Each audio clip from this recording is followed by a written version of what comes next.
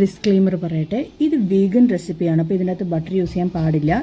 ഞാനിത് വീട്ടിലെല്ലാവർക്കും ഉണ്ടാക്കുന്നതുകൊണ്ട് മാത്രമാണ് ഒരു പൊടിക്ക് ബട്ടർ യൂസ് ചെയ്തത്. അത് ഫുള്ള് ഞാൻ യൂസ് ചെയ്തിട്ടില്ല, ഞാൻ അത് ബാക്കിയെടുത്ത് മാറ്റിയിരുന്നു.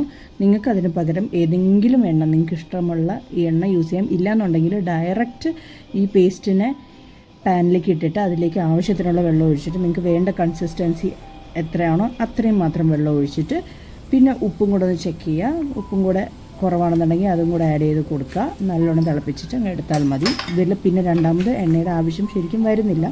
ബട്ടർ ജസ്റ്റ് ഫോർ ടേസ്റ്റാണ്. ഹെൽത്തിനും ബട്ടർ നല്ലതാണ്. പക്ഷേ വേഗൻ റെസിപ്പി ആയതുകൊണ്ട് നിങ്ങളത് അവോയ്ഡ് ചെയ്യുക.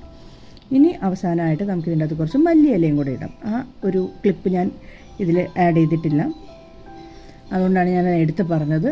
ഈ മല്ലിയില ഇതിലിടുമ്പോൾ ഒരു പ്രത്യേക ടേസ്റ്റാണ്. അപ്പോൾ ഡെഫിനറ്റ്ലി ട്രൈ ചെയ്ത് നോക്കുക. ടാറ്റ.